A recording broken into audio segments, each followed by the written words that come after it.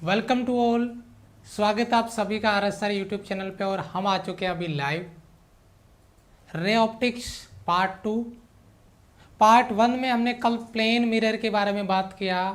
और वो कहते हैं ना, शुरुआत में इतने गजब के कॉन्सेप्ट के जो क्वेश्चन हमने कल बनाए, कल की ये बात मैंने बोला था, आज भी बोल रहा हूँ कि बढ़िया वाले ज़बरदस्त टॉप लेवल के क्वेश्चन पार्ट 1 में हमने किए, यानी जो लेक्चर नंबर आपका 81 था।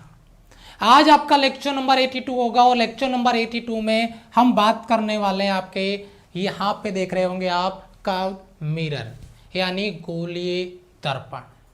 तो जो बच्चे एक बार क्लास में एंट्री मार चुके हैं, अपनी प्रेजेंट लगा चुके हैं, एक बार कमेंट सेक्शन में जय हिंद लिख दें, लाइक बटन पे प्रेजेंट लगा दें और फुल ऑन फायर के साथ में, फुल जोश के साथ में अपने को एक बार क्लास में कंसंट्रेट करें, फोकस करें, क्योंकि आने वाले 60 मिनट लगातार मौसम खराब रहेगा।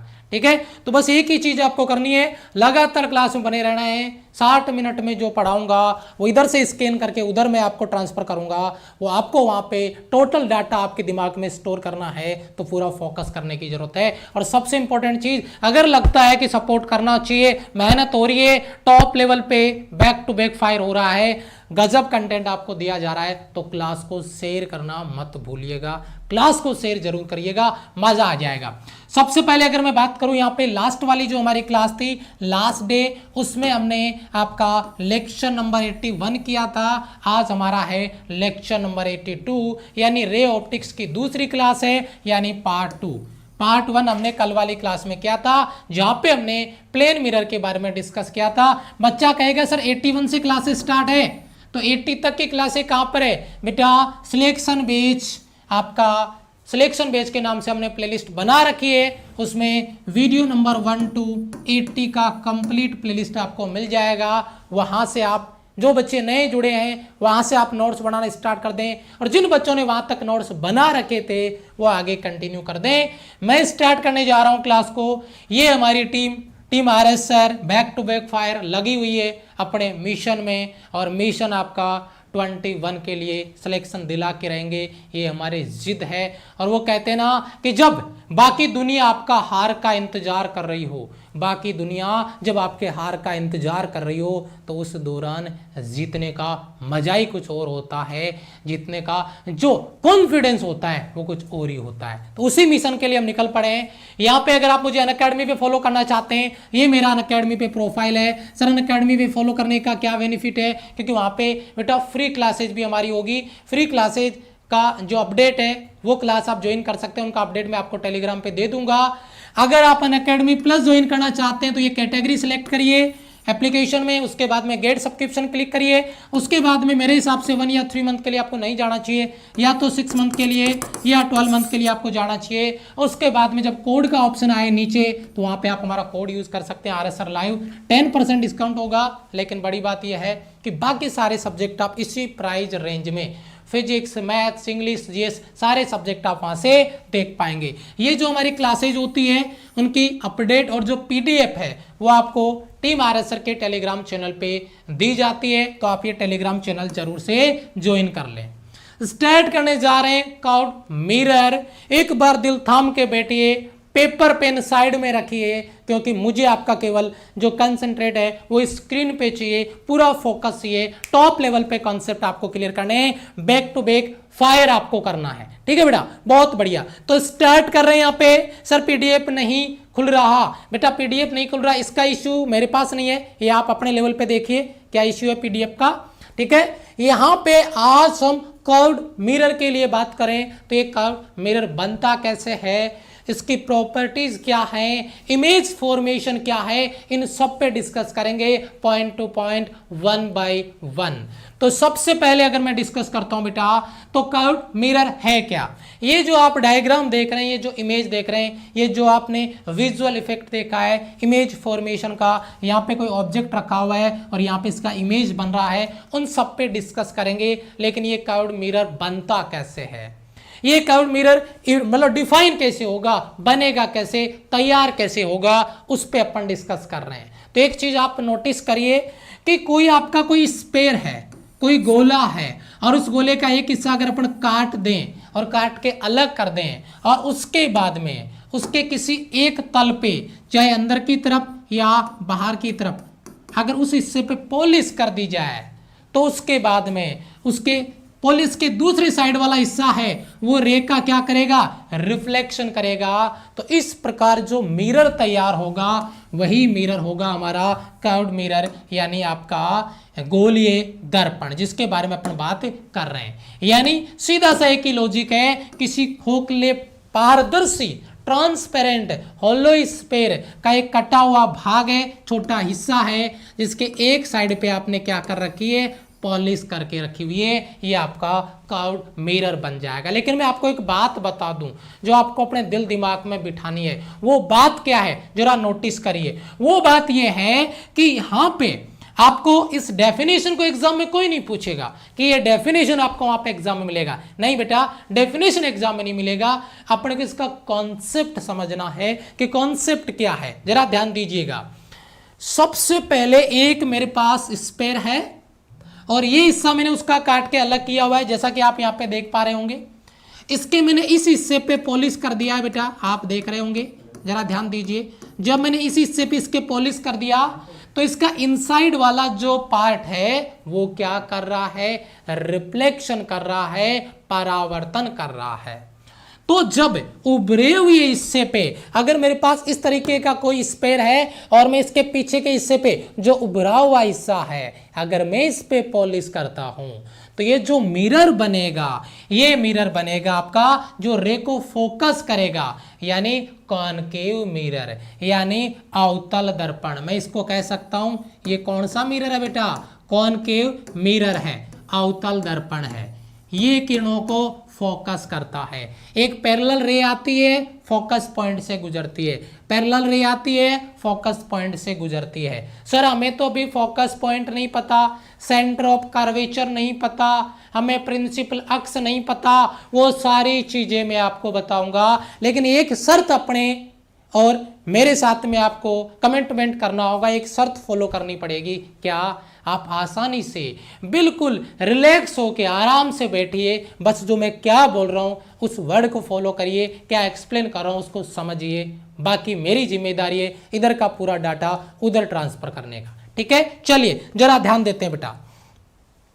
यहां पे ये रे को फोकस कर रहा है, यहां पे ये चीज आपने लिखी होगी, ये जो भी लाइट रे है इनको क्या कर रहा है, फोकस कर रहा है, अभिसारित कर रहा है, इकट्ठा करता है। ये इसका प्रिंसिपल अक्स है। मैं इनके बारे में डिटेल डिस्कस अभी आगे करूंगा। ठीक है, अच्छा, उसके बाद में अगर दूसरा अपनी स्फीयर लेते हैं और उस स्फीयर का कुछ हिस्सा काट लेते हैं और उसके बाद में अगर उसके इनसाइड में अगर पॉलिश कर दी जाए, इनसाइड में अगर उसके पॉलिश कर दी जाए तो उसका जो बाहर वाला जो उभरा हुआ हिस्सा है वहां से रिफ्लेक्शन होगा, वहां से परावर्तन होगा, और वहां से जो परावर्तन होगा तो जो ये मिरर बनेगा वह मिरर बनेगा आपका जो रे को फैला देगा, जो किरणों को फैला देगा, वह होगा आपका कॉन्वेक्स मिरर, यानी आपका उत्तल दर्पण। ये रे को क्या कर देता है, अनुसरित कर देता है, यानी डाइवर्स कर देता है, उनको फैला देता है, बिखेर देता है।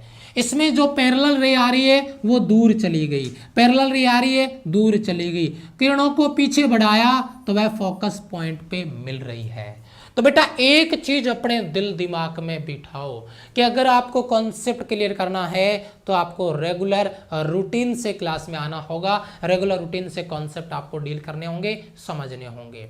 तो अगर मैं इस कंक्लूजन पे पहुंचूं कि ये आपका एक स्फेरिकल आपका होलो स्फीयर है जो गोला है और उस स्फीयर का एक छोटा हिस्सा काट के निकाला और उसके किसी एक भाग पे पॉलिश कर दिया तो मेरे पास कर्व्ड मिरर तैयार हो गए। और वो दो प्रकार के मिरर हैं, एक कॉनकेव मिरर और एक कॉन्वेक्स मिरर। ध्यान दीजिए मेरी बात पे, कॉनकेव मिरर जो रे को फोकस कर रहा है और कॉन्वेक्स मिरर जो रे को बिखेर दे रहा है, डाइवर्स कर दे रहा है, फैला दे रहा है। यहां पे नोट करिए। अब मैं कुछ चीजों से आपको रूबरू करवाता हूं मुक्कालात करवा देता हूं, ठीक है, मुलाकात नहीं करते, हम मुक्कालात ही करते हैं, क्योंकि यही हमारा एटीट्यूड है। यहां पे देखिए ये आपका सेंटर है बेटा इस स्पेयर का, और इसको किससे डिफाइन किया जा रहा है बेटा, सी से। सी क्या है, वक्रता केंद्र, centre of curvature. Sir centre किसका है, ये सेंटर है बच्चे स्पेयर का। तो एक बार कमेंट में मुझे बताइए ये जो सेंटर है इस स्पेयर का, इस सेंटर से इसका जो ये आपका परिधि है इसका, उस परिधि पे एक पॉइंट P है जिसको मैं अभी पोल बोलूंगा, बताऊंगा। इनके जो बीच की दूरी है उसको किस नाम से जाना जाता है, मैं कमेंट में चाहूंगा, मैं कमेंट में चाहूंगा बच्चा कमेंट करे, और प्रत्येक बच्चा कमेंट करे जो मेरी क्लास में अभी है।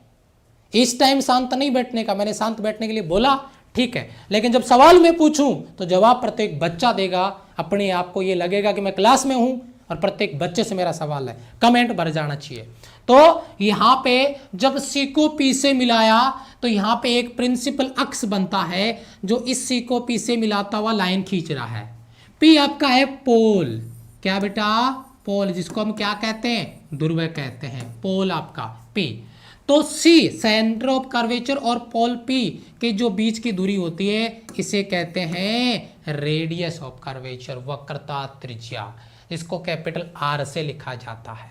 देखना, फील करना, ये दिल दिमाग में बातें। एग्जाम में डेफिनेशन बच्चा नहीं पूछेगा, एग्जाम में आपको टेबल नहीं पूछता है, 2 1 जा 2, 2 2 जा 4, 2 3 जा 6 नहीं पूछता है, लेकिन जो न्यूमेरिकल आता है उसमें करना पड़ता है। 4 3 जा 12 है, आता है ना, आता है ना, वही चीज है। अगर आपको इस कॉन्सेप्ट के बनने वाले क्वेश्चन करने हैं तो भैया ये डेफिनेशन आपको दिमाग में डालनी है, दिमाग में उतारनी है। तो ये आपका रेडियस ऑफ कर्वेचर हो गया। अच्छा, जो पैरेलल रे आती है और वो जिस पॉइंट पे मिलती है, जिस बिंदु पे मिलती है, उस बिंदु को क्या कहते हैं बच्चे, फोकस पॉइंट। क्या कहा जाता है, फोकस पॉइंट।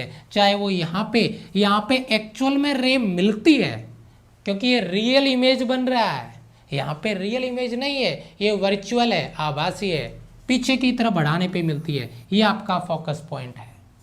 तो फोकस पॉइंट और पोल पी के बीच की जो दूरी होती है इसे फोकल लेंथ कहते हैं, इसे फोकस दूरी कहते हैं। बच्चा एक बार बताइए यहां तक क्लियर है, यहां तक क्लियर है तो मैं आगे बढ़ना चाहूंगा, अगली स्टेप पे चलना चाहूंगा, जल्दी बताइए। यहां तक क्लियर है तो मैं आगे बढ़ना चाहूंगा, सारे बच्चे एक बार फटाफट। और एक चीज नोट करके रखना अपने दिल दिमाग में, ये क्लास RS सर की है बेटा, जो टिक गया वो कुछ सीख गया, इधर उधर मुंह मारते रहोगे कभी कुछ कॉन्सेप्ट क्लियर नहीं कर पाओगे। अगर सीखना है तो टिकना पड़ेगा, पढ़ना पड़ेगा, बिना मेहनत के कुछ भी नहीं मिलेगा सर। आगे बढ़ते हैं, क्लियर है? तो अगले कॉन्सेप्ट पे चलते हैं, और अगला हमारा कॉन्सेप्ट क्या है जरा ध्यान दीजिए, प्रतिबिंब बनाने के नियम। जो इमेज फॉर्मेशन है उसकी क्या प्रॉपर्टी है और उसका साइन कन्वेंशन क्या है, चिन्ह परिपाटी क्या है, यानी इमेज फॉर्मेशन कैसे किया जाएगा, प्रतिबिंब का निर्माण कैसे होगा, उस पे डिस्कस करेंगे हम। तो rule of image formation and sign convention पहले मैं आपको इंट्रोड्यूस कराऊंगा, किससे, आपको जो रूल ऑफ इमेज फॉर्मेशन है उससे। इमेज का फॉर्मेशन कैसे होगा, इमेज बनाई कैसे जाएगी। बेटा मेरी रिक्वेस्ट रहेगी आपसे, एक बार पूरा फोकस करके देखिए, पूरा ध्यान लगा के देखिए, क्योंकि यहाँ से ये इमेज फॉर्मेशन आपके दिमाग में रहेगा तो अभी आगे मैं इमेज बनाने वाला हूँ और वो इमेज आपके दिमाग में स्कैन होगी। अगर ये चीज़ें क्लियर हो रही है, नोट करना। पहला पॉइंट मेरा, फर्स्ट रूल आपका क्या है, फर्स्ट रूल क्या है कि अगर कोई पैरेलल रे आती है, किसके बेटा, इस प्रिंसिपल अक्ष की, इस प्रिंसिपल अक्ष की अगर कोई पैरेलल रे आती है तो ये प्रॉपर्टी हमेशा वर्क करेगी कि या तो वह फोकस पॉइंट से गुजरेगी, फोकस पॉइंट से गुजरेगी, निकलेगी, जाएगी, या निकलती हुई, गुजरती हुई, पारित होती हुई प्रतीत होगी, रियल में नहीं गुजरेगी। बताता हूं कैसे। इधर एक्चुअल में रे फोकस पॉइंट से गुजर रही है क्या, यहां पे एक्चुअल में रे फोकस पॉइंट से गुजर रही है क्या, नहीं, क्योंकि ये आपका कॉनकेव मिरर है, ये अवतल दर्पण है, ये आपका कॉन्वेक्स मिरर है। यहाँ पे जो पैरेलल रे आई वो बिखर गई, वो फैल गई, तो उसको जब पीछे की तरफ बढ़ाया तो वह फोकस पॉइंट से गुजर रही है। तो यहाँ पे रियल में रे फोकस पॉइंट से गुजरेगी और यहाँ पे गुजरती हुई केवल प्रतीत होगी, वास्तव में नहीं गुजरेगी। ये दोनों चीज क्लियर है। रूल फर्स्ट दिमाग में आया क्या? यस और नो कमेंट में। अगर कोई भी पैरेलल रे आएगी किसके? प्रिंसिपल अक्ष के, तो या तो वह फोकस पॉइंट से गुजरेगी या फोकस पॉइंट से गुजरती हुई प्रतीत होगी, रियल में नहीं गुजरेगी। अगर क्लियर है तो मैं आगे रूल 2 पे बढ़ना चाहूंगा फटाफट से सर। यस सर बेटा, याद हो रहा है? चलो जी, दूसरा रूल आपका क्या है? रूल नंबर 2, जरा फील करें इसको। सर जी ये तो जस्ट उल्टा कर लेंगे, हमारा तो कॉन्सेप्ट कॉपी हो गया सर, टोटली कॉपी पेस्ट कर दिया। क्या? अगर पैरेलल आई तो फोकस से गुजरेगी, अगर फोकस से आई तो पैरेलल हो जाएगी। जरा देखो इसको, टोटल कॉपी पेस्ट, दिमाग में भी ऐसे करना है, अपनी मेमोरी बचा के रखनी है, इतनी तो है, भर जाएगी फिर, ठीक है। यानी पिछले वाले में पैरेलल आ रही थी तो फोकस से गुजर रही थी, इस बार फोकस से आ रही है। देखो जरा, फोकस से आ रही है तो क्या हो गई? पैरेलल हो गई। इसमें वास्तव में फोकस से आ रही है, इसमें फोकस से नहीं आ रही है, आती हुई प्रतीत हो रही है। कैसे? ये देखो जरा, क्या ये फोकस से आ रही है? नहीं। इसको इस तरीके से आगे बढ़ाने पे पता चला कि ये फोकस से आ रही है। रियल में आ रही है? नहीं।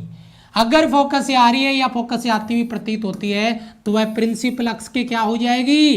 पैरेलल हो जाएगी। बताओ रूल नंबर 2 फर्स्ट का इनवर्स है कि नहीं, उल्टा है कि नहीं, याद हुआ कि नहीं? क्योंकि इसके बिना आगे की कहानी अधूरी है, कुछ भी नहीं है। गुरुजी आत्मा बसती है। इन दोनों रूल को ध्यान से देखिए, क्योंकि इसके बिना आगे मैं इमेज फॉर्मेशन बताऊंगा बच्चे, हवा भी नहीं लगेगी। अदरवाइज वो इमेज फॉर्मेशन आप खुद करोगे, खुद बनाओगे, ठीक है। चलो थोड़ा सा आगे बढ़ते हैं। रूल नंबर 3 आपका,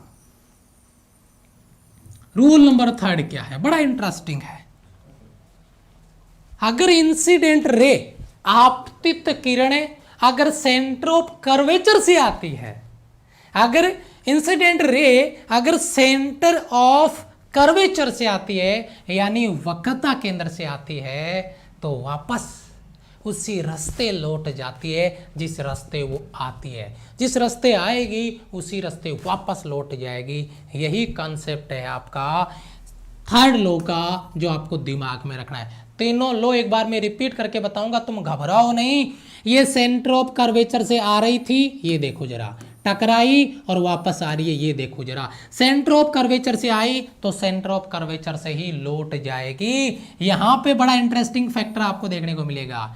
ये सेंटर ऑफ कर्वेचर के लिए जा रही थी, प्रतीत हो रही है, वापस लौट गई, ये देखो जरा, वास्तव में सेंटर ऑफ कर्वेचर से नहीं गुजर रही है। तो एक बार अगर तीनों लॉ आपके दिमाग में स्कैन हो गए तो एक बार मैं तीनों को एक ही डायग्राम में बताना चाहता हूं। तो एग्री करते हैं बच्चे? कमेंट में यस सर लिख दीजिए या एग्री लिख दीजिए। मैं इसको तीनों लॉ को एक साथ आपको दिखाना चाहता हूं कॉन्सेप्ट के साथ में। और वो क्या है बेटा? मैं आपको कॉनकेव मिरर के लिए ही बात करूंगा, ठीक है, क्योंकि यही है अपने काम की चीज, बाकी से मतलब नहीं है। ये इसका पोल P, ये कॉनकेव मिरर, अवतल दर्पण, ये इसका पोल P, ये इसका सेंटर ऑफ कर्वेचर C, ये इसका फोकस पॉइंट F। अब आप मुझे बताओ पहली प्रॉपर्टी क्या थी? पहली प्रॉपर्टी थी सर क्या? पहली प्रॉपर्टी थी कि अगर कोई पैरेलल रे आती है तो वह कहां से गुजर जाती है? फोकस पॉइंट से गुजर जाती है। समझ में आया बच्चे? पहला प्रॉपर्टी याद रखना, अपने दिल दिमाग गुर्दे फेफड़े में स्कैन कर लेना है। यस और नो? क्लियर है सर? अच्छा जी, आगे बढ़ते हैं दूसरी प्रॉपर्टी की ओर। दूसरी प्रॉपर्टी क्या है? दूसरी प्रॉपर्टी की अगर मैं यहाँ पे बात करता हूं, दूसरी प्रॉपर्टी इसी में समझाऊंगा, मैं अलग कलर से बता रहा हूं। अगर कोई रे सेंटर ऑफ फोकस पॉइंट से आता है तो वापस क्या हो जाता है? पैरेलल हो जाता है। ये बेटा ये फोकस पॉइंट से आया और ये पैरेलल हो गया। रेड वाला पैरेलल आया था, फोकस पॉइंट से गुजर गया, तो ये आपका ग्रीन वाला नंबर 2। फील हो रहा है कुछ?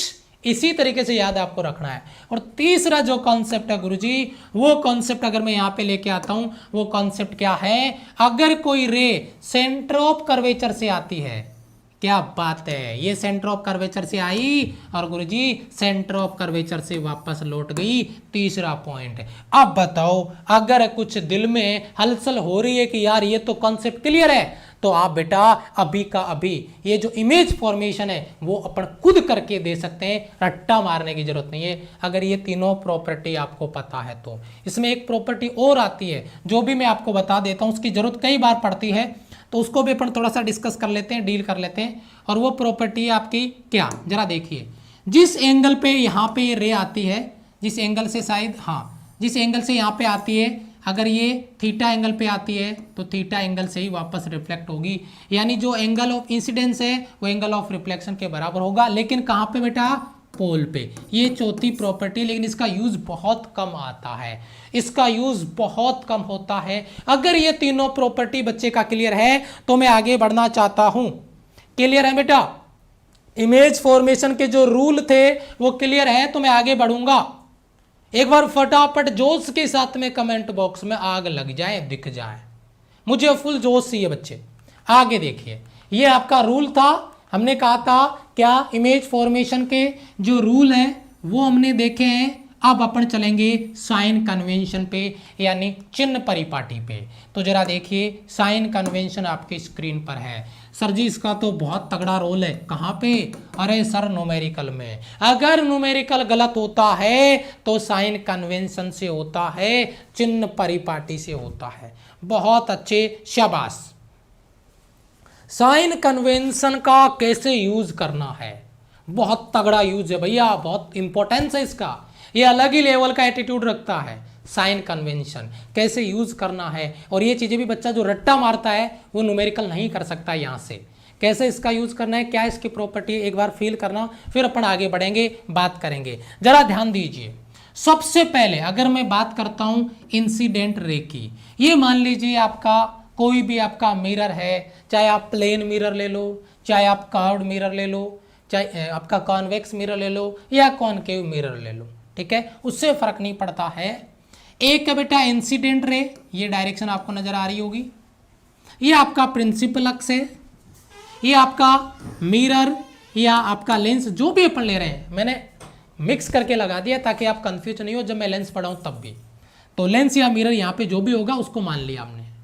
अब प्रॉपर्टी क्या है, सबसे पहली प्रॉपर्टी जरा फील करना, जितनी भी रेज का जो डिस्टेंस कवर होगा, जितनी भी दूरियां जो मापी जाएगी, वो दूरियां कहां से मापी जाएगी, जितनी भी दूरियों का जो मेजरमेंट किया जाएगा वो हमेशा कहां से किया जाएगा बेटा, पोल से। सबसे पहला पॉइंट, जितनी भी डिस्टेंस मेजर की जाएगी वो पोल से की जाएगी। अब आप कहोगे सर ये क्या बात हुई, ये क्या बात हुई, मैं यहां से चल के यहां तक आया, मैं 1 मीटर चल के आ गया साहब, मैं उधर से इधर आया 1 मीटर चला, तो मैं उधर से इधर आ रहा हूं तब भी 1 मीटर, और इधर से उधर गया तब भी 1 मीटर, तो सर क्या फर्क पड़ता है, इस पॉइंट से दूरी मापे या उस पॉइंट से दूरी मापे, दूरी का फर्क नहीं पड़ रहा, लेकिन डायरेक्शन का पड़ रहा है। जब आप यहां से दूरी का मेजरमेंट करेंगे तो आप इधर चल के जाएंगे, और जब यहां से डिस्टेंस का मेजरमेंट करेंगे तो आप इधर चल के जाएंगे, तो डायरेक्शन का लफड़ा है बहुत तगड़ा। तो सबसे पहली चीज, अगर इंसिडेंट रे, आपतित किरण की दिशा में अगर कोई भी दूरी मापी जाती है तो वह हमेशा प्लस में आएगी, और इंसिडेंट रे की डायरेक्शन में जो डिस्टेंस कवर होगी वो इधर तो हो नहीं सकती, क्योंकि इधर तो चल के आएंगे तो वो तो अपोजिट हो गया, वो केवल इस तरफ के लिए आएगा, और वो जो डिस्टेंस होगी वो हमेशा प्लस में कवर होगी, हमेशा प्लस के रूप में उसको शो किया जाएगा। पहला पॉइंट मैं रिपीट करूंगा, घबराओ बिल्कुल नहीं, जब तक साइन कन्वेंशन क्लियर नहीं होगा मैं आगे नहीं बढ़ूंगा, बहुत इंपॉर्टेंट टॉपिक है। पहला रूल इसका, ठीक है, पहला रूल। अच्छा जी, दूसरा रूल क्या है, दूसरा रूल यह है कि पोल से अगर इंसिडेंट रे के अपोजिट चलते हैं, विपरीत चलते हैं, तो चिन्ह किसका आएगा, माइनस का, क्योंकि दूरी का मेजरमेंट तो पोल से ही करना है। अगर आप पोल से इंसिडेंट रे की डायरेक्शन में चले गए तो प्लस, और अगर इंसिडेंट रे की अपोजिट चले गए तो माइनस। ये आपकी दूसरी प्रॉपर्टी। दोनों प्रॉपर्टी क्लियर है, पहली दो प्रॉपर्टी एक बार एग्री करिए दोनों प्रॉपर्टी को बच्चा। पहली दोनों प्रॉपर्टी को एक बार एग्री करें बच्चे, पहली और दूसरी, सभी डिस्टेंस का मेजरमेंट पोल से, इंसिडेंट रे की दिशा में पॉजिटिव, इंसिडेंट रे के अपोजिट डायरेक्शन में नेगेटिव। पहली दो प्रॉपर्टी क्लियर हो गई होगी, शाबाश सर। अच्छा जी, तीसरा पॉइंट क्या है? जो आपका प्रिंसिपल अक्ष, जो आपका मुख्य अक्ष है, जो आपका प्रिंसिपल है, जो आपका मुख्य अक्ष है, उसके ऊपर की ओर जितनी भी डिस्टेंस होगी वो हमेशा प्लस में, और नीचे की ओर जो भी डिस्टेंस कवर की जाएगी वो माइनस में है। यानी वस्तु हमेशा मुख्य अक्ष के ऊपर होगी तो वस्तु की ऊंचाई, ऑब्जेक्ट का हाइट हमेशा पॉजिटिव आएगा। लेकिन इमेज जो बनता है वो सीधा भी बन सकता है, अगर सीधा बनता है तो पॉजिटिव, और अगर उल्टा बनता है तो वह नेगेटिव आएगा। ये हमारी तीसरी प्रॉपर्टी है। बस एक बार ये तीनों चीज मुझे बता दो, क्लियर है तो साइन कन्वेंशन का लफड़ा खत्म, साइन कन्वेंशन का लफड़ा खत्म। बताओ जल्दी से एक बार, सभी डिस्टेंस का मेजरमेंट पोल से करेंगे, पहली प्रॉपर्टी। ये मान लो ये दूसरी, ये पहली है तो इसको दूसरी कर लो, और उसके बाद में ये दूसरी होगी, ये आपका तीसरी हो जाएगा, और ये प्रॉपर्टी चौथी हो जाएगा। तो कंफ्यूज नहीं होंगे आप। सभी डिस्टेंस का मेजरमेंट पोल से, पहली। दूसरा, इंसिडेंट रे की डायरेक्शन में पॉजिटिव। अभी क्लियर करूंगा मैं, इसको करूंगा, टेंशन ना लो, एग्जाम्पल के साथ में। घबराओ नहीं, किसी बच्चे को अगर अभी भी डाउट है तो एग्जाम्पल के साथ क्लियर करूंगा, जस्ट पेशेंस रखिए। डायरेक्शन में पॉजिटिव, अपोजिट डायरेक्शन में नेगेटिव, प्रिंसिपल अक्ष के ऊपर की ओर पॉजिटिव, प्रिंसिपल के नीचे की ओर नेगेटिव। खत्म बात। इतनी सी बात क्लियर है तो अब मैं आपको एग्जाम्पल के साथ में आगे लेके चलता हूं, इधर एक्सप्लेन कर देता हूं, जरा समझिए। बेटा ये कौन सा मिरर है जरा बताना, कमेंट करना बच्चे, कौन सा मिरर है, कौन सा मिरर है भैया? ये कॉनकेव मिरर, अवतल दर्पण। कॉनकेव मिरर बोले तो अवतल दर्पण। मैंने एक ऑब्जेक्ट लिया और मैंने इसको यहां पे रखा, ये ऑब्जेक्ट है, ये इसका फोकस पॉइंट है, ये पोल P हो गया, ये फोकस पॉइंट है, और ये सेंटर ऑफ कर्वेचर C हो गया। इससे रे आई, फोकस पॉइंट से गुजर गई, ठीक है, और फोकस पॉइंट से आई वो पैरेलल हो गई, ये कह सकते हैं अपन इधर से आया, या मैं इसको यहाँ से दिखा देता हूँ या यहाँ से दिखा देता हूँ, यहाँ से दिखा देता हूँ, ये मान लो यहाँ पे बन गया। इमेज फॉर्मेशन ये भी हो सकता है या ये भी हो सकता है, जो भी है आप बना सकते हैं। ये ऑब्जेक्ट है, ये आपका इमेज है। जरा मुझे एक बात बताओ बच्चे, ये ऑब्जेक्ट की जो दूरी होती है हमेशा क्या होती है बेटा? u। कहाँ से मापी जाएगी? पोल से। तो बताओ u प्लस का हुआ या माइनस का? आपको इस ऑब्जेक्ट की दूरी को मापने के लिए पोल से इधर चलना पड़ेगा, यस और नो, और इधर चल के आएंगे, ये इंसिडेंट रे का डायरेक्शन, ये आपके चलने का डायरेक्शन, तो u किसका हो गया? माइनस का। एक बार मुझे एग्जाम्पल के साथ बताओ, u किसका हो गया? माइनस का, नेगेटिव हो गया। अच्छा, ये इमेज बन गया, इमेज का डिस्टेंस हमेशा क्या होता है? v के रूप में रिप्रेजेंट करते हैं। अच्छा, डिस्टेंस कहाँ से मापनी है? पोल से, तो पोल से हम इधर चल के आ रहे हैं तो v भी माइनस का, क्योंकि आप यहाँ से चल के इधर आओगे तभी तो ये दूरी मेजर करोगे। अच्छा, ये सेंटर ऑफ कर्वेचर है, और सेंटर ऑफ कर्वेचर की पोल से जो दूरी होती है वो क्या होता है? r। बताओ r किसका? प्लस का या माइनस का? सर जी r भी माइनस का, क्योंकि दूरी इधर चल के आना है। अच्छा, दूसरा बेटा ये f और पोल P के बीच की दूरी क्या होती है? फोकस दूरी। सर ये भी किसका? माइनस का, क्योंकि सारी दूरियों का मेजरमेंट उसी डायरेक्शन में है, और वो इंसिडेंट रे के अपोजिट है, और इंसिडेंट रे के अपोजिट डायरेक्शन में होने की वजह से सारे साइन, सारे चिन्ह क्या आ गए बेटा? नेगेटिव आ गए। ये बात आपको ध्यान में रखनी है। अभी मैं इन सबको फील कराऊंगा कॉनकेव और कॉन्वेक्स के साथ में, बस तुम तैयार हो जाओ। सबसे पहले ये टेबल आपको बताने से पहले कि इमेज फॉर्मेशन किसका कहाँ पे बनेगा, उससे पहले मैं इसको इंट्रोड्यूस करूंगा एक इमेज के साथ में, एक डायग्राम के साथ में, और फिर हम आगे बढ़ेंगे। कॉन्सेप्ट क्या है? एक मिरर है बेटा, इस तरीके से जरा फील करना बच्चे। सारा मसाला एक में भर दूंगा, पूरा का पूरा मसाला एक ही में भर दिया जाएगा आपका, जरा ध्यान दीजिएगा। इसी मिरर में पूरा का पूरा ये टेबल बताऊंगा बच्चे, ये पूरा टेबल कॉपी करूंगा, एक इमेज में पूरा टेबल।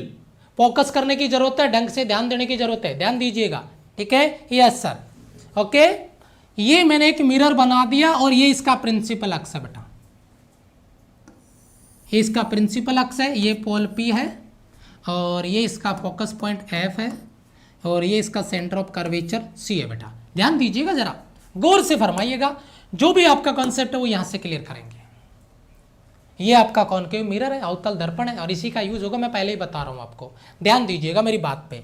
सबसे पहला पॉइंट जो इमेज फॉर्मेशन है, गोलीय दर्पण से जो प्रतिबिंब निर्माण की स्थिति, आकार और जो प्रकृति है, उन पे बात कर रहे हैं, क्योंकि सवाल आया है एग्जाम में, कैसा इमेज बनता है, उल्टा बनता है, इरेक्ट बनता है आपका, या आपका जैसे कह सकते हैं वर्चुअल है, रियल है, स्मॉल है, ग्रेटर है, सारी चीजें इक्वल साइज का है।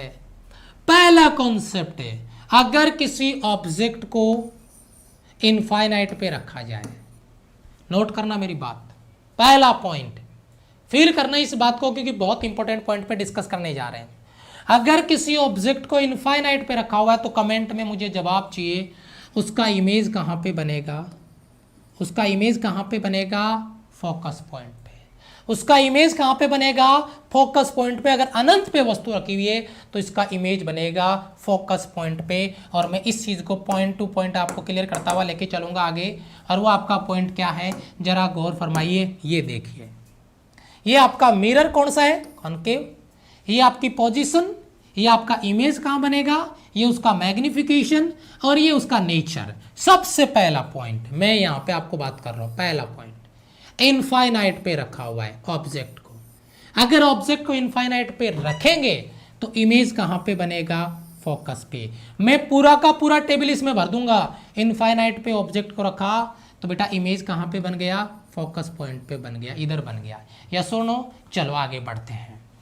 अब आप मुझे बताओ एम, ये मैग्निफिकेशन पावर का सर हमारे को भी कॉन्सेप्ट नहीं बताया गया। तो बेटा थोड़ा सा तुम अगर पेशेंस रख लोगे इस टेबल के जस्ट बाद में, तो मैं आपको मैग्निफिकेशन जो पावर का जो कॉन्सेप्ट है वो आपको क्लियर करवा दूंगा यहां से यहां से। तो इसका थोड़ा सा एक्स्ट्रा यूज है, पहले हो रहा है, तो आप इसको लेकर घबराना मत। क्या है मैग्निफिकेशन पावर, इमेज और ऑब्जेक्ट का रेशियो है, अनुपात है। ठीक है, तो एक बार ये जो कॉन्सेप्ट है इसको थोड़ा सा आप साइड में रखिएगा। उस कॉन्सेप्ट को समझाने के बाद में मैं इसको समझाऊंगा, अच्छे से क्लियर हो जाएगा, आप खुद आंसर दोगे मुझे। अब आप मुझे बताओ, जब मैंने इसको इनफाइनाइट पे वस्तु को रखा तो फोकस पॉइंट पे इमेज बन रहा है, तो ये इमेज क्या होगा बेटा, रियल होगा। कैसा होगा, रियल होगा। और उल्टा होगा, लेकिन बेटा आकार में बहुत छोटा होगा। आकार में बहुत ही, इसलिए तो हम बहुत छोटा है, मैं बाद में बात करूंगा, बहुत छोटा बनता है, बिंदु आकार का बनता है, बहुत ही छोटा बनता है। पहली कंडीशन आपकी हो गई। दूसरी कंडीशन आती है इनफाइनाइट और सी के बीच में अगर वस्तु को रखते हैं, ये आपकी दूसरी कंडीशन है। इनफाइनाइट और अगर सी पे रखेंगे तो आप खुद कमेंट करो इमेज कहाँ बनेगा। इसका ट्रिक क्या है, इसका ट्रिक है जितना पास में आओगे इमेज उतना दूर चलता जाएगा। आप एक कदम आगे आए, पहले इनफाइनाइट पे थे, अब इनफाइनाइट और सी के बीच में आए, तो जो इमेज फोकस पे है वो एक कदम दूर चला जाएगा। वो कहाँ चला जाएगा, सी और एफ के बीच में। रट्टा मारने वाले बच्चे दूर रहें, उनके बस की बात नहीं है। केवल इस कॉन्सेप्ट को फोकस वही बच्चे कर पाएंगे जो समझना चाहते हैं, जो पूरा टेबल एक छोटे से डायग्राम में भर देना चाहते हैं। बहुत इंपॉर्टेंट कॉन्सेप्ट है।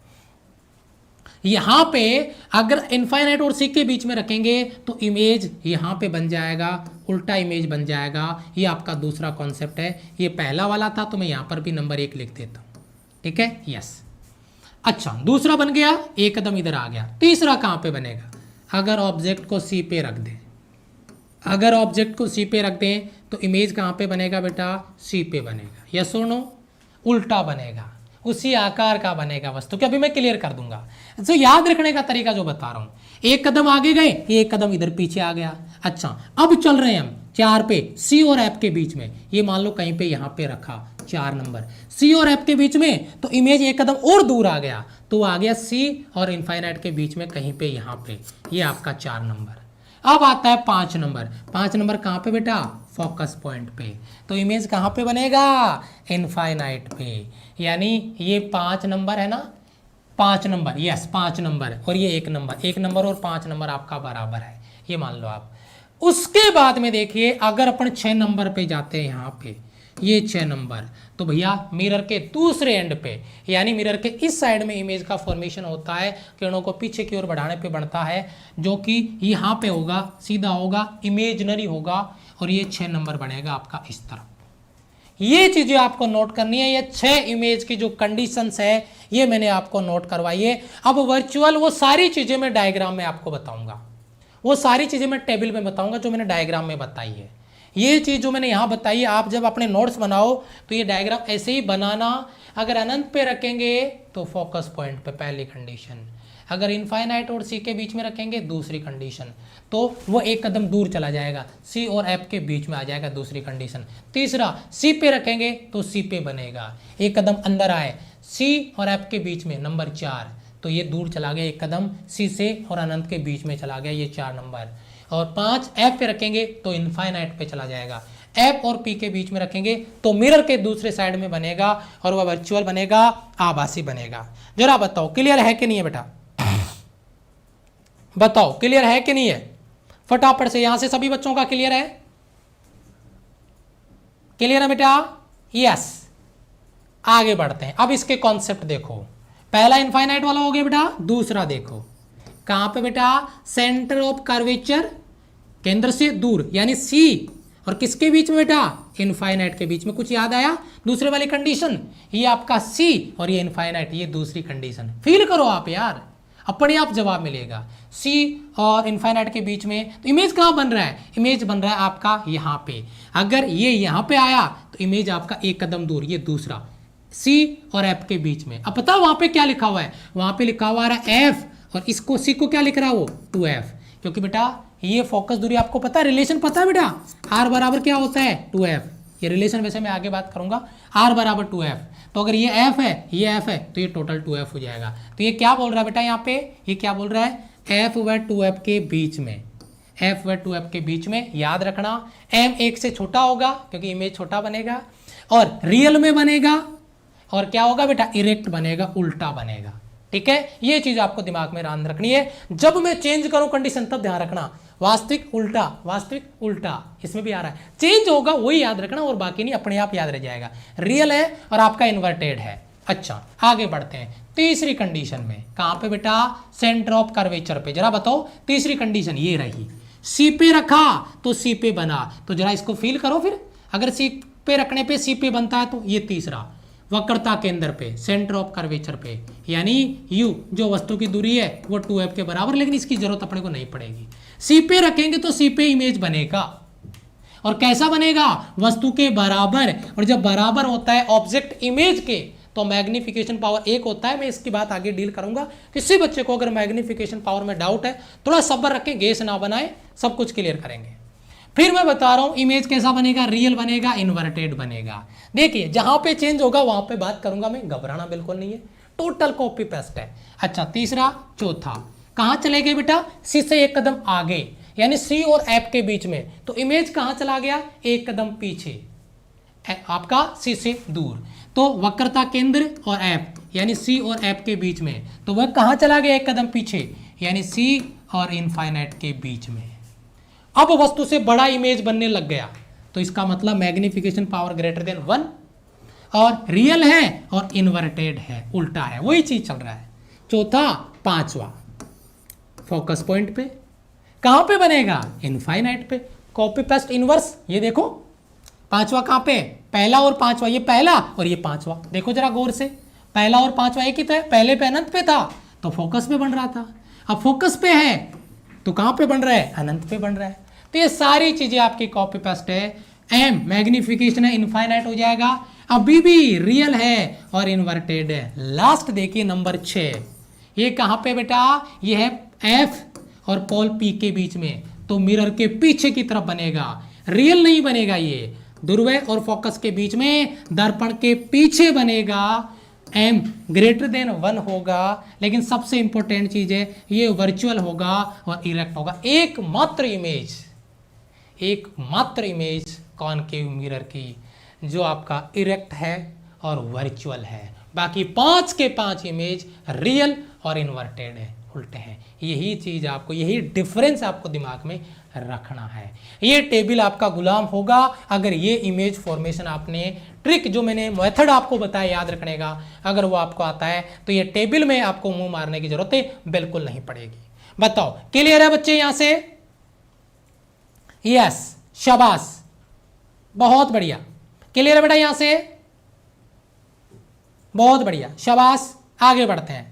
देखो अब आता है आपका नंबर 2, कॉन्वेक्स मिरर यानी उत्तल दर्पण।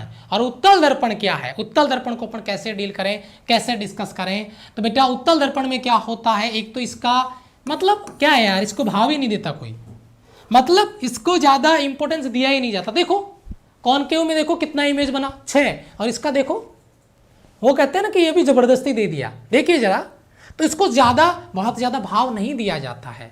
क्या कह रहा है ये, अगर वस्तु इनफाइनाइट पे रखेंगे, वस्तु इनफाइनाइट पे रखेंगे तो इमेज कहां पे बनेगा? फोकस पे। सर ये तो उसमें भी था, हाँ तो क्या नया है? वही तो है, अगर वस्तु इनफाइनाइट पे तो इमेज कहां पे बनेगा? फोकस पॉइंट पे बनेगा, बात खत्म। अच्छा, मैग्निफिकेशन पावर m 1 से छोटा होगा, इसके बाद में अभी आगे करूंगा, जरा सब्र रखना। अच्छा, ये वर्चुअल होता है, आभासी। इसमें अरे उसमें तो 5 रियल थे, एक वर्चुअल था और वो भी सीधा था, जो आपका वर्चुअल था, आभासी था वो। इसमें देखो क्या, वर्चुअल, आभासी और इरेक्ट, सीधा। दूसरा देखो, अनंत और ध्रुव के बीच में, इनफाइनाइट और पोल पी के बीच में कहीं पर भी रखो वस्तु को तो वहां पे पोल और फोकस के बीच में बन जाएगा, लेकिन इसका कोई यूज नहीं होता। सेकंड वाला टोटल यूजलेस है और वर्चुअल होगा और इरेक्ट होगा, सीधा होगा। केवल इसका एक ही प्रॉपर्टी बनता है, वो पहला वाला बस, और इसको भी बहुत ज़्यादा इंपॉर्टेंस नहीं दिया जाता है। अगर सवाल बनता है तो वह पहले कॉन्सेप्ट से ही बनता है, इस पॉइंट से बनता है, यहाँ से बनता है। इस पॉइंट को कोई नहीं पूछता है, दूसरे वाले पॉइंट को। तो एक बार मुझे ये टेबल के बारे में बताइए, ये कॉन्सेप्ट आपका क्लियर है जिसके बारे में अपन यहाँ पे बात कर रहे हैं। एयरफोर्स एक्स ग्रुप के लिए यही क्लास है क्या? एयरफोर्स एक्स ग्रुप के लिए यही क्लास, 100% यही क्लास है। आप नेवी की तैयारी कर रहे हैं, यही क्लास है। आप एनडीए की तैयारी कर रहे हैं, यही क्लास है। और अगर आप किसी दूसरी कंपटीशन की तैयारी कर रहे हैं और आपके सिलेबस में 11th और 12th सब्जेक्ट हैं, मतलब फिजिक्स है 11th और 12th का, तो यही क्लास है, ठीक है? यस, आगे बढ़ते हैं। अब आते हैं कुछ इंटरेस्टिंग धमाकेदार कॉन्सेप्ट पे, जहां से निचोड़ निकलता है गोल्डन पॉइंट, स्पेशल पॉइंट। जरा ध्यान दीजिएगा, इन सवालों को अपन यहाँ पे कॉन्सेप्ट को डील करते हैं, क्या क्या नए नए सवाल बनते हैं, क्या सवाल एग्जामिनर सोच सकता है, उन पे अपन डिस्कस करते हैं। सबसे पहला पॉइंट, वैसे बहुत ज़्यादा इंपॉर्टेंस तो इसका नहीं है, लेकिन थोड़ा फील अगर आपने किया है तो जवाब मिल गया है। मैं बताता हूं कैसे। जो आपका उत्तल दर्पण है, कॉन्वेक्स मिरर है, उसके सामने अगर कोई वस्तु रखी जाती है, कोई ऑब्जेक्ट रखा जाता है, और जब मिरर से, दर्पण से दूर की ओर गति करता है, ये आपका कॉन्वेक्स मिरर है और उस दर्पण से दूर जा रहा है, कौन? ऑब्जेक्ट दूर जा रहा है। ये आपका क्या है बेटा? ये आपका कॉन्वेक्स मिरर है। ये क्या है आपका? Convex mirror. और उस कॉन्वेक्स मिरर के सामने जो ऑब्जेक्ट रखा हुआ था, वो ऑब्जेक्ट मिरर से क्या जा रहा है? दूर जा रहा है। तो जब उससे दूर जाता है तो जो इमेज है वो छोटा होकर फोकस की ओर अग्रसर होने लगता है। ऑब्जेक्ट जितना दूर जाएगा, इमेज फोकस की ओर जाएगा। और दूसरा इंपॉर्टेंट चीज जो है वो क्या है? ऑब्जेक्ट को दूर लेके जा रहे हैं, इमेज फोकस की ओर जा रहा है। अगर ऑब्जेक्ट को फोकस की ओर लेके जाएंगे तो इमेज दूर जाएगा। ये तो आपने अभी किया, नहीं किया क्या? मैं फील कराता हूं कैसे नहीं किया। ये देखो, जब अपन अनंत पे थे तो इमेज कहां पे था? फोकस पॉइंट पे। अब हम फोकस पॉइंट की ओर बढ़ते जा रहे हैं, image number 2, number 3, number 4, number 5, बताओ दूर जा रहा कि नहीं जा रहा? हम फोकस की ओर गए, इमेज दूर चला गया। हम दूर जाएंगे, इमेज फोकस की ओर जाएगा। ये चीज फील कर लो, रट्टा मारने वाली बात नहीं है बच्चे। आप सोचो कि मैं इसको रट्टा मार लूंगा, नहीं, अपने दिमाग में बात होनी चाहिए। क्वेश्चन क्या बनेगा? क्वेश्चन ये बनेगा, अगर किसी ऑब्जेक्ट को मिरर के फोकस पॉइंट की ओर ले जाया जाए तो इमेज क्या करेगा? फोकस से दूर जाएगा, वहीं रहेगा, कुछ कह नहीं सकते। ऐसा करके सवाल आपका बनाया जा सकता है बेटा, ठीक है? यस। अच्छा, ये सवाल बड़ा इंटरेस्टिंग है। जो मिरर होते हैं ना बेटा, उनसे वर्ण विपतन का दोष, मतलब जो आपका क्रोमेटिक का जो ऑप्शन आता है वो कहते हैं ना रंगों का दोष। आजकल तो नहीं होता होगा, पहले टीवी में अचानक सिग्नल चले जाते थे, है ना, ब्लैक एंड व्हाइट में नहीं, जो आपका मतलब कह सकते हैं ना कि जो रंगीन टीवी होता है, कलर टीवी जिसको अपन कह सकते हैं, है ना, जिसमें इमेज कलरफुल दिखे, उस टीवी में अगर अचानक सिग्नल चला जाए और उसमें अलग अलग धारियां आपको नजर आए, सारे कलर मिक्स होकर अलग अलग लाइनें दिख रही है और फिर लिखा हुआ था खेद है, प्रॉपर सिग्नल नहीं मिलने की वजह से हम ब्रॉडकास्टिंग को रोक रहे हैं, जैसे ही हमें सिग्नल मिलेंगे हम आपका प्रसारण फिर से स्टार्ट कर देंगे, ब्रॉडकास्टिंग फिर से स्टार्ट हो जाएगी। देखा आपने, वो क्या है, वो रंगों का विपतन है, वो रंग एक दूसरे में मिक्स हो गए। तो ये बताया जा रहा है कि अगर मिरर आपके पास है, अगर दर्पण आपके पास है, तो इस दोष वर्ण विपतन के दोष को दूर किया जा सकता है। ये दोष उसमें पाया ही नहीं जाएगा, ये दोष आपको देखने को नहीं मिलेगा अगर आपने मिरर यूज किया है, तो अगर आपने दर्पण यूज किया है तो। ठीक है, मैं अगले वाले स्पेशल पॉइंट पे चलता हूं, पहला, दूसरा और ये आपका तीसरा। ये बड़ी इंटरेस्टिंग चीज है भाई, मैं क्या ही बोलूं इसको, मैं क्या बोलूं, ये तो इसमें तो कोबरा वाला जहर है गुरुजी, बहुत खतरनाक सवाल आपका। जरा एक बार इस सवाल को पढ़ लो, अगर इस तरीके का सवाल आ गया तो 0.1% बच्चे सही करेंगे, 99.99% बच्चे गलत करेंगे।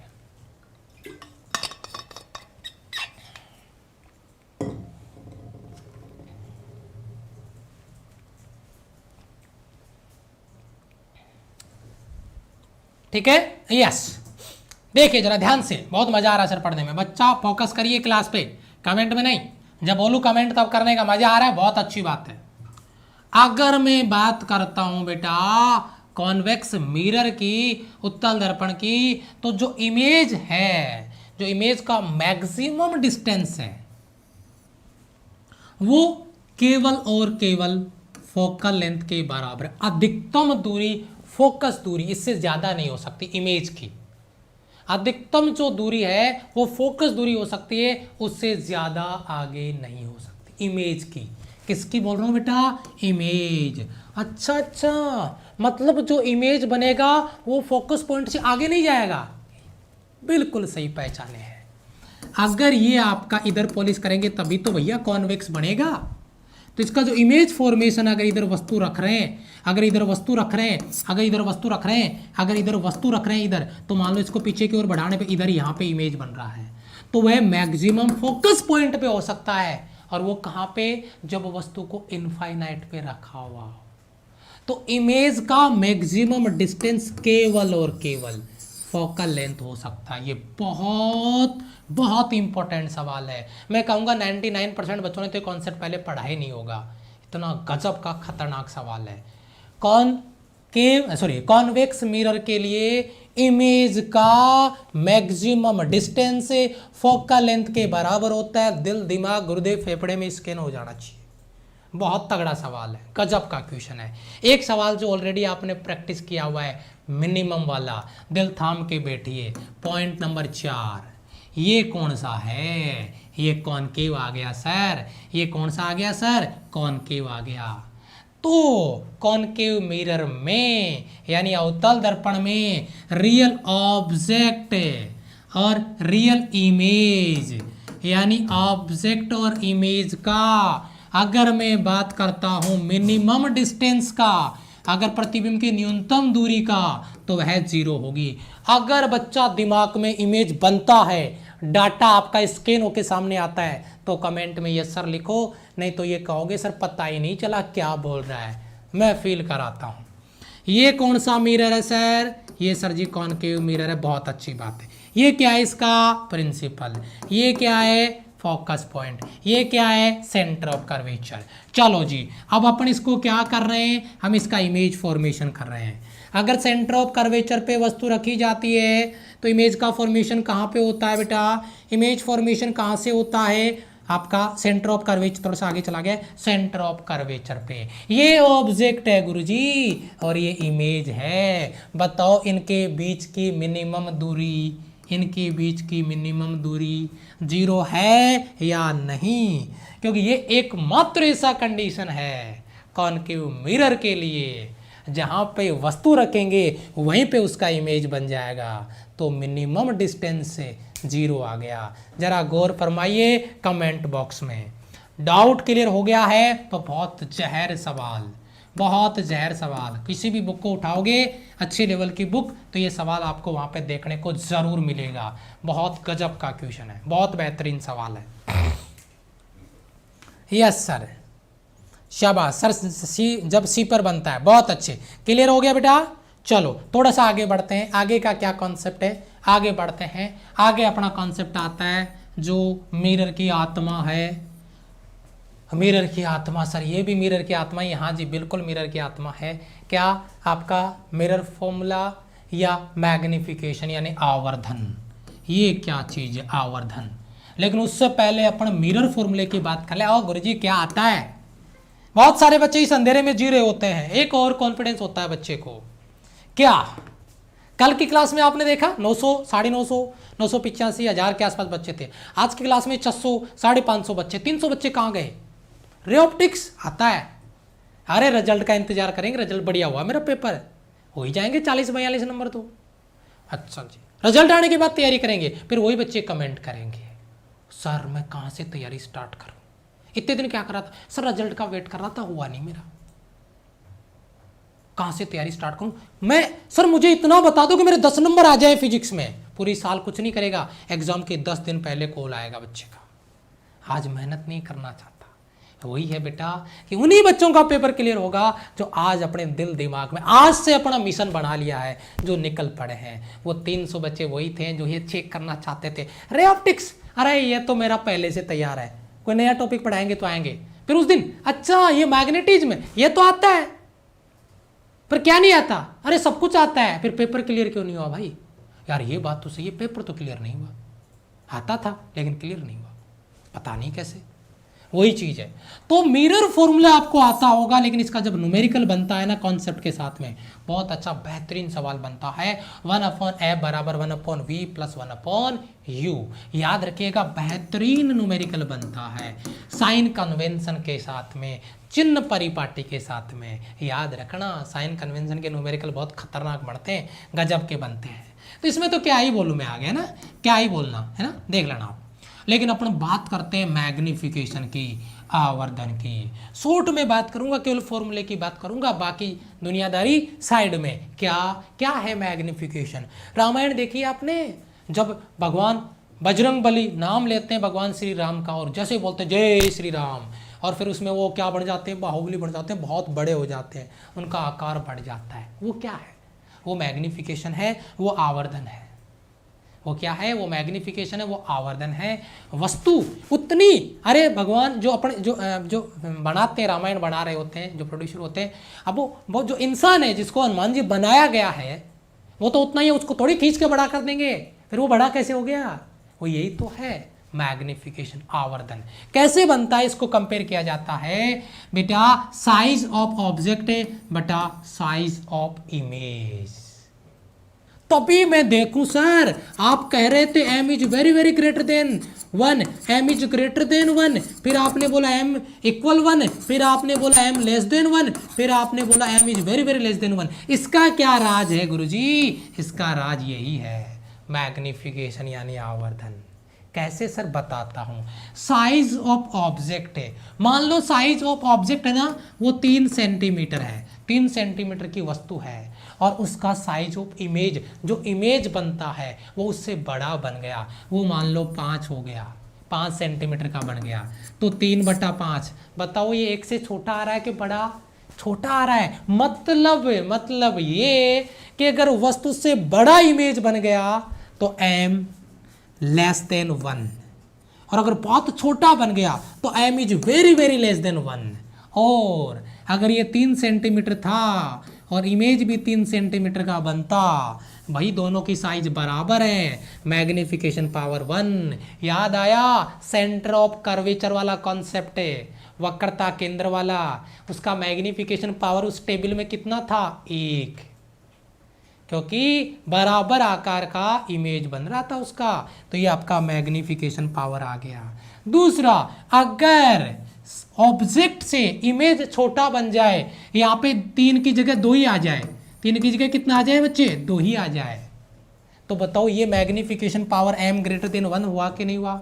और 2 के बजाय 1 ही आ जाए और छोटा हो जाए, तो फिर आवर्धन 1 से बड़ा हो जाएगा, बहुत बड़ा हो जाएगा। तो इस तरीके से मैग्निफिकेशन पावर इमेज दिमाग में बना लेंगे, रट्टा नहीं मारेंगे।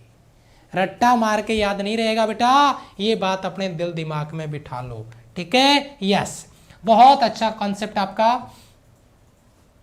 मैंने क्या कर दिया, एक मिनट इसमें करेक्शन करो बेटा, इसको जस्ट उल्टा करो।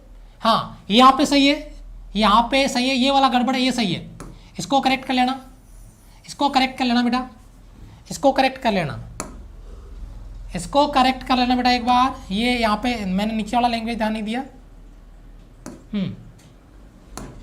इसको करेक्ट कर लेना, इसको जस्ट उल्टा कर लेना,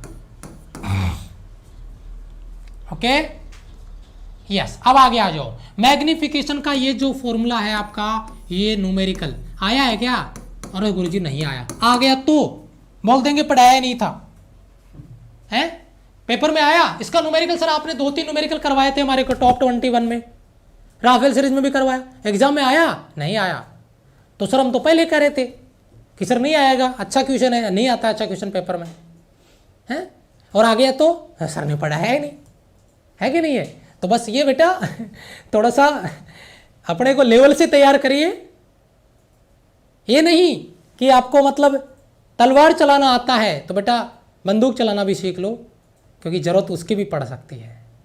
आपको कराटे आते हैं तो बेटा कुश्ती भी सीख लो, क्योंकि जिससे सामना हो रहा हो सकता है उसको कुश्ती आती हो, उसमें लपेट दिए जाओगे, ठीक है। हर तरीके से तैयार करना पड़ेगा गुरुजी, ठीक है।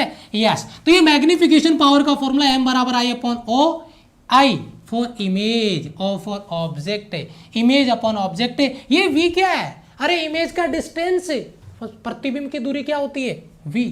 और u क्या है?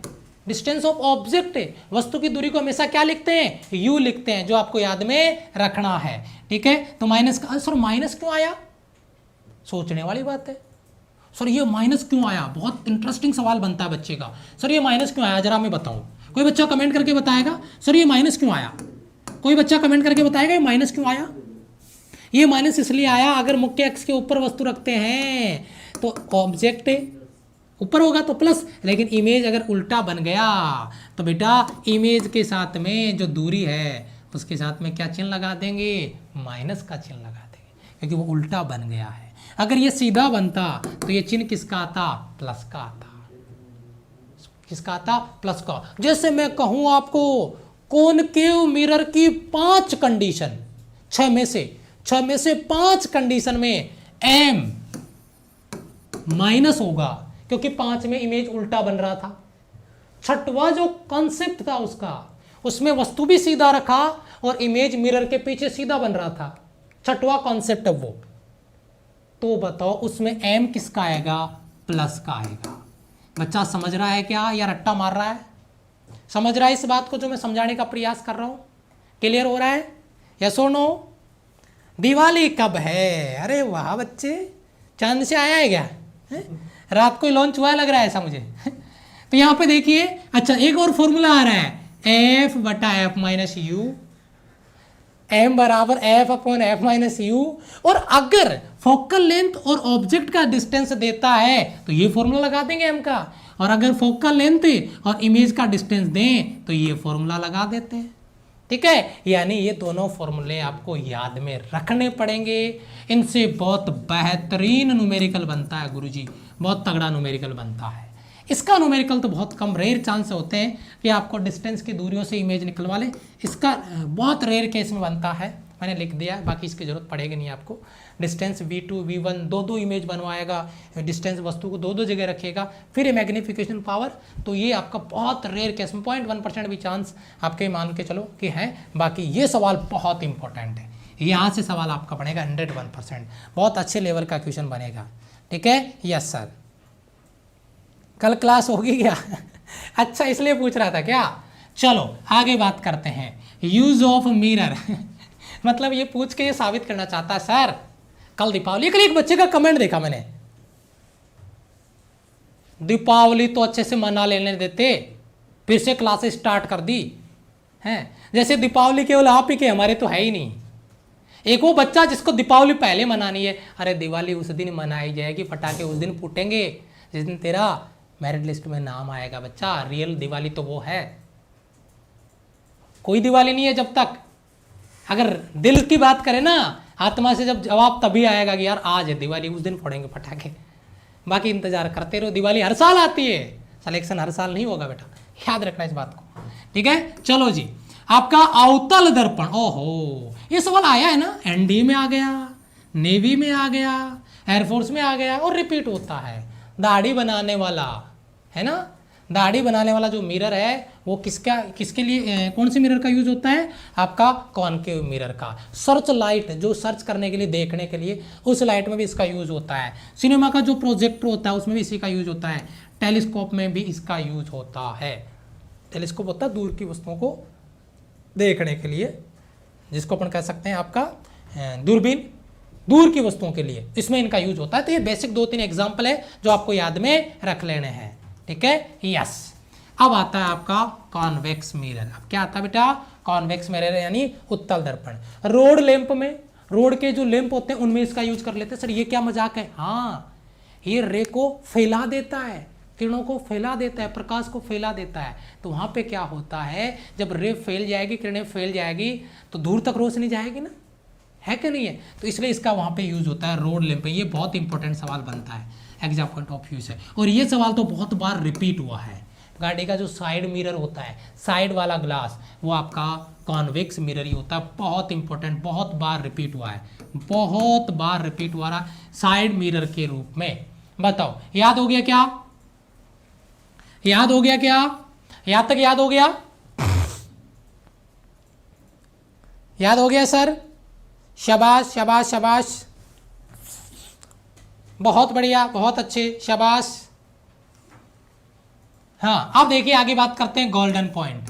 गोल्डन पॉइंट, अरे सर जी गोल्डन पॉइंट है मतलब गोल्डन है ये तो, है ना, मतलब इसको तो बहुत अच्छे से देखने की जरूरत है बेटा। गोल्डन पॉइंट का मतलब है कि इनका निचोड़ निकाल के अगर कोई सवाल बनाए अच्छे लेवल पे, तो वो सवाल क्या बन सकता है, उस सवाल को अपन डिस्कस कर रहे हैं। तो देखिए सबसे इंपॉर्टेंट चीज, सबसे इंपॉर्टेंट चीज, दर्पण की फोकस दूरी, जो मिरर है उसका जो फोकल लेंथ है वो, जरा ध्यान दीजिएगा बेटा, बहुत इंटरेस्टिंग सवाल है।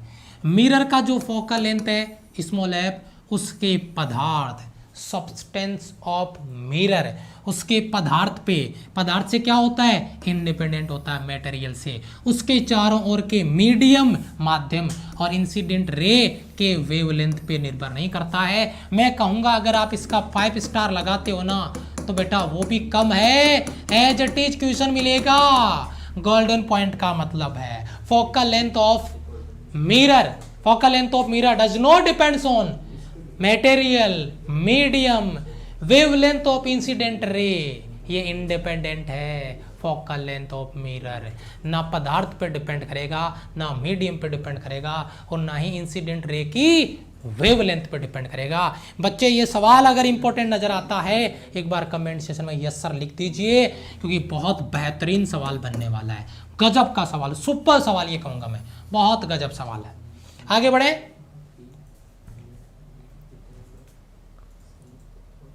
बहुत अच्छे, शाबाश। दूसरा पॉइंट आपका, क्या बात है, सुपर, फिर बोलूंगा क्योंकि यार गोल्डन पॉइंट है तो ये गोल्डन है। गोल्डन क्या, माध्यम बदलने पे, मीडियम चेंज होने पे मिरर के फोकस करने की पावर या मिरर की रे को फैलाने की पावर, यानी जो आपका पावर है फोकस करने का और उसको डाइवर्ट करने का, वो अभिसारित या अपसारित करने की जो क्षमता है वह नहीं बदलती है। मीडियम, एक सवाल देखा आपने प्रैक्टिस में, अगर किसी मिरर को पानी में रख दिया जाए या तेल में रख दिया जाए तो अभिसारित या अपसारित करने की क्षमता पे फर्क पड़ेगा, does not depends on medium, माध्यम पे डिपेंड नहीं करता है, इंडिपेंडेंट होता है मीडियम से, माध्यम बदलने पे बदल जाएगा, ठीक है। यस सर, क्लियर है बेटा, बहुत बढ़िया सवाल आपका गोल्डन पॉइंट में। और इस सवाल का तो क्या ही बोलूं सर, 3 गोल्डन पॉइंट है, तीनों के तीनों 3000 के बराबर है, ये तो बहुत तगड़ा सवाल। क्या ध्यान दीजिए मेरी बात पे, नोट करना इस बात को। दर्पण का प्रत्येक भाग, मिरर का जो भी पॉइंट आपके सामने, जो भी मिरर का हिस्सा है, वो टोटल जो ऑब्जेक्ट है उसका इमेज बनाता है, संपूर्ण प्रतिबिंब बनाता है, कंप्लीट इमेज फॉर्मेशन देता है।